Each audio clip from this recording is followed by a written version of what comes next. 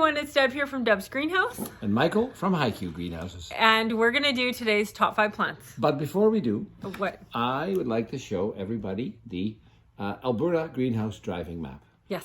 Yeah, and which has reached over 100,000 views. Over 100,000 people pretty impressive. have gone onto the map. Yes, so you can view it by going to debsgreenhouse.com. Yep, debsgreenhouse.com. And then if you scroll down, Or, you'll see, the QR code. There's the QR code. Yeah, but you still need to access the website to get to the QR code. The QR code is on the paper. Anyway. On this paper. It's debsgreenhouse.com has a link to the map on the top of the page. That's right. So you scroll down a little bit, you find it, you click on it, and boom.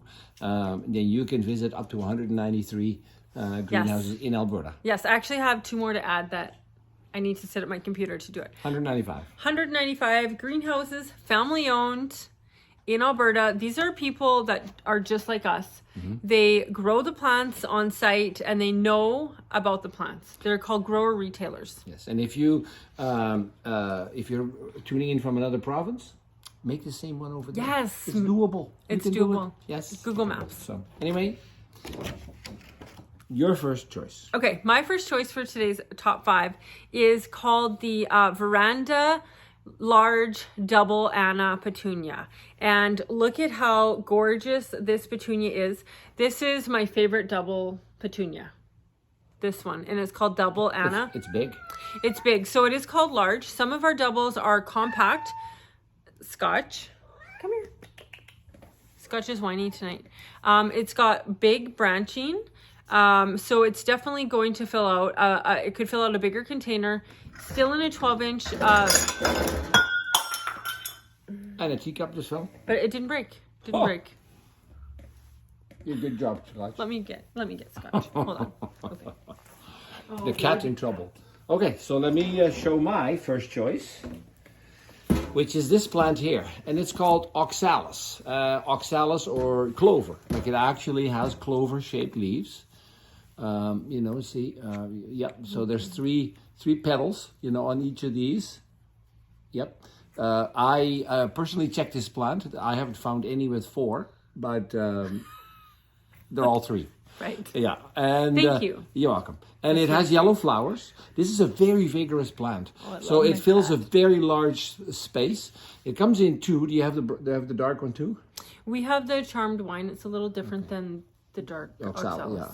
Okay, so there's two. Nice. Yeah, there's 2 kinds. Very, very vigorous. It grows in both shade and sun.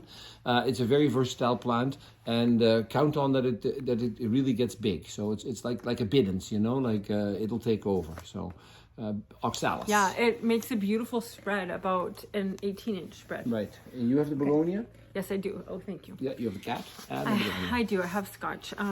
So this is a Selenia begonia. Beautiful, beautiful shade of pink. This one is called the Selenia Dark Pink. What I love about these is there's tons of flowers right on the top of the plant.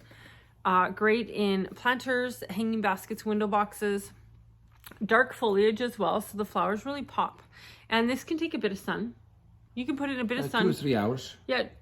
Even more if it's morning sun, okay. for sure. Yeah. Give it a little bit of break during the afternoon. Would be typical for a regular begonia. Mm-hmm. But gorgeous plants. Beautiful. And I noticed that the plant you planted, the elapot you planted, is a little bit above the soil. Yes. So make sure that when you transplant it, that you have the pot coming out level with the loose soil, so that when the soil settles, that it's about a centimeter or half a centimeter above. Because begonias do not like to have the soil touch the stem. No, they'll let you know they don't like it. So yeah, when we transplant, and just to give you a look-see, hold that for me, thank you, is we would leave this above. So the soil level in our container would be about here. Yeah. That would be the height. After it's settled. After it's settled, yeah. And after it's watered. The other thing interesting about begonias is if you look at where the flowers are in the plant, and then you look, I'm just losing some soil here. Look at the shape of the leaf. They're pointing, and the flowers on a begonia always come out the direction of the point. If you look at the point of the leaf. So make sure you're putting the leaves outwards from where you'll view them. Thank you. Right. I made a mess. It's okay. Okay, it doesn't matter. It's a No, greenhouse. that's right. Okay, All what's right. your... I walked into the greenhouse this evening and I noticed that your osteos were blooming. I know. Osteospermums are a little bit late to bloom, especially because it's been, but look at this gorgeous color. That's so pretty. Yeah, and there's other ones that are like that too. We have so many Yep, osteos. we do. And they're beginning, like they had a lot of buds for the longest time, but this evening, I noticed that they're starting to open up. And osteo is a plant that is also very versatile. So beautiful. Hello. So osteos, we have as many colors as we could possibly find, and different brands. So you'll have different heights, lots of options for you. The osteos need sunlight to open, so you really want to plant them in a spot where they're getting east or south exposure, so that they open early in the day. But even now, it's dark outside. It's still open. It will close when it's really dark. Yeah, it'll go like this. Yeah. Yeah, it'll close it for the night. Yeah. So they sometimes say osteos are the flower that blooms when you're at work. But, if you come home and it's 10 o'clock right now in the evening, It's still blooming. and it's still open, so... But it does need some sunlight, so not for the north side. No. Not for the north side. Any osteo will perform very well right into the fall. Like it's a plant it's like pansies. You can put it out really early in the spring, and you can put it out really long. It'll stay out with you a very long time in the fall. Yeah, I've had them bloom into November in Alberta. So just imagine what they do in other places. Okay, and the last one. The last plant for today's top 5 plant is a 6-pack plant. Yeah. And so this is why we call it a 6 plant, because it has 6. Yeah, it's called a cell pack or a 6-pack. There's a few different terms. That's right. Something to note, in our garden center, all of our 6-packs are $5.50. And we've just started transplanting them. So Michael's got a Petunia basket here of 6-packs. But we only have petunias planted, marigolds, pansies, portulaca, stalks, so there's a lot. and gazanias. There's a lot more to come. And A lot more to come. Yeah, and these are that you can plant directly into the garden. The genetics for these 6-pack plants are meant that They're for flower beds. for flower beds. Put them in the ground. Mixed planters and flower beds. But they don't genetically. None of these plants in 6-packs get as big as, say, something like that you bought in a 2.5, or that is grown from a cutting. Yeah. So why I chose it is because this is the Daddy series. Yeah, beautiful petunia. Yeah, I love the colors. Well, that's the typical of a daddy is that veining. So yeah, sugar the daddy, blue daddy, the daddy series. There's a red one. We have a red one. Daddy. The sugar one is a pink. Really beautiful color. Yeah. But we have a little bit of 6-packs now. It's a little bit later for us.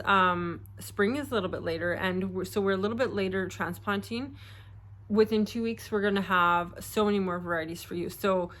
Don't worry, they're coming, is what I wanted to let you know. But we do have some petunias that are just starting to flower. Mm-hmm. Yeah.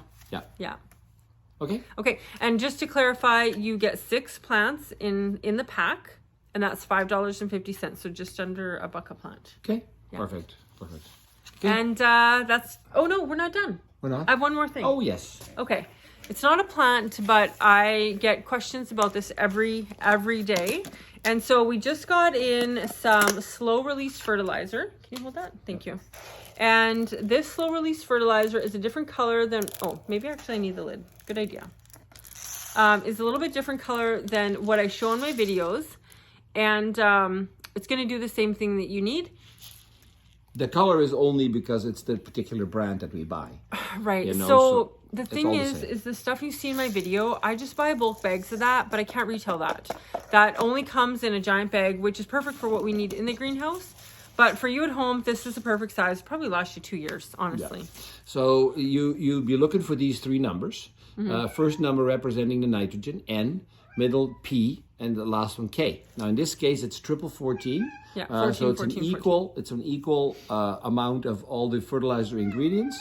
And it's for hanging baskets. Yeah, and it lasts for up to 4 months. So in the basket. In the basket, yeah. That's right. So when you apply it, and it releases more. This is the good thing about slow release. Any slow release, it releases more when there's moisture and when there's heat. Yeah. So when your plants are thriving and when they're needing the extra food, that's when this stuff it releases releases more. Yeah. So not to worry that, I've put it in too early. No, if it's really cold and dark, then it doesn't release very fast. Well, and the thing is we always put this in our planters and hanging baskets, but it's only part of what the plants need.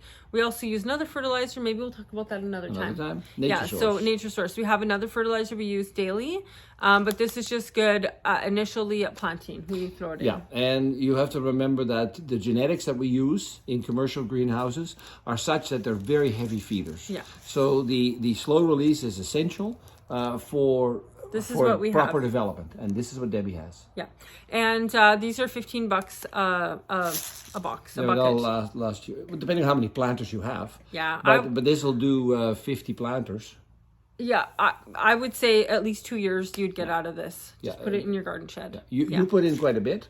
Well, yeah, but I do a lot of pots. I get it, but I mean, if somebody put in 2 tablespoons... Oh, it'll last them 3 years or 4 years. Yeah. Okay. So 2 tablespoons probably for a 10-inch basket, and then more is the more soil volume. If you have questions about fertilizer, ask. I would love to be able to answer them during the top 5. This one ran a little bit longer, but, That was because the cat was here. Oh, the cat. I need to bring him in tonight. Have a great night, everybody. Bye, guys.